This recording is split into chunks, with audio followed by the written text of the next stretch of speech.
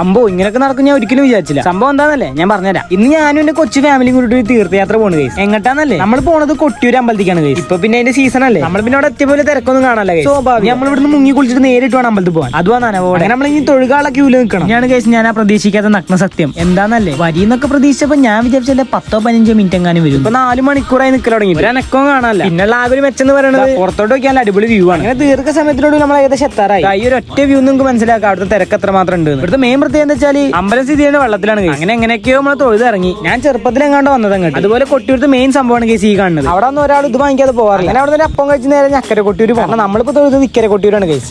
എന്തായാലും ഇവിടുത്തെ തിരക്ക് അവിടെയും കാണും. കാരണം അവിടെ വന്ന ആൾക്കാരൊന്നും ഇവിടെ പോകാതെ പോകില്ലല്ലോ. അങ്ങനെ അവിടുന്ന് അന്നദാനം കഴിച്ച് അവിടെ നിന്ന് അങ്ങ് പോകുന്നു. നമ്മുടെ നാട്ടിലത്തെ അമ്പലത്തിൽ നിന്നാണ് കേസ് പോകുന്നത്. അതുകൊണ്ട് തന്നെ നമ്മളൊരു ബെസ്റ്റ് ആൾക്കാരുണ്ടായിരുന്നു. അടുത്ത് നമ്മളിങ്ങനെ പോകുന്നത് പെർലശ്ശേരി അമ്പലത്തിക്കാണ് കേസ്. അവിടുത്തെ മെയിൻ സംഭവം എന്ന് പറയുന്നത് ഈ കുളമാണ്. ഒരു 1.5 കുളം. ഈ അമ്പലത്തിൽ പിന്നെ കുറെ സിനിമ ഷൂട്ടിംഗ് നടന്നുണ്ട് കേസ്. അവിടെ നമ്മൾ അങ്ങനെ വിളക്കിലെണ്ണ വെച്ച് നേരെ പുറത്തിറങ്ങിയപ്പോൾ അവിടെ അന്നദാനം നടക്കേണ്ടിയിരുന്നു. പോയൊക്കെ ഇപ്പൊ വെറൈറ്റി ഔഷധക്കഞ്ഞിയും പാൽപ്പായസം ആണെങ്കിൽ ഒരു രക്ഷയില്ല. അങ്ങനെ നമ്മൾ അവിടെയും കഴിഞ്ഞ് നേരെ പറശ്ശിനിക്കടവ് എത്തി. ഇവിടെ നമ്മൾ ഇതിന് വിചാരിച്ച പോലെ തന്നെ തിരക്കിനൊരു കുറവില്ല. ഏതായാലും നമ്മൾ അങ്ങനെയൊക്കെ തൊഴുതിറങ്ങി. അങ്ങനെ നമ്മൾ അവിടുത്തെ പ്രസാദ വീട്ടിനും പോയി. അതും കഴിഞ്ഞ് പുറത്തിറങ്ങിയപ്പോൾ ഒരു ബ്രഹ്മാണ്ഡ ഡിസ്റ്റ്. ഏട്ടന്റെ ഫോണിന്റെ ഡിസ്പ്ലേക്ക് ഇളക്കം. ചെറിയ ഇളക്കല്ല, വലിയ ഇളക്കം. സംഭവം എന്ന് വെച്ചാൽ കൊട്ടിയൂരിന്ന് വെള്ളം കയറിയതാണ് കേസ്. അടിപൊളി. അങ്ങനെ നമ്മളെ തൊഴുകലും പരിപാടിയൊക്കെ ഏകദേശം കഴിഞ്ഞ് ഇനി വീട്ടിലാണ് കേസ്. ഇനി വീട്ടിൽ പോകും. ഇനിയൊന്നുമില്ല, ഫിനിഷ്.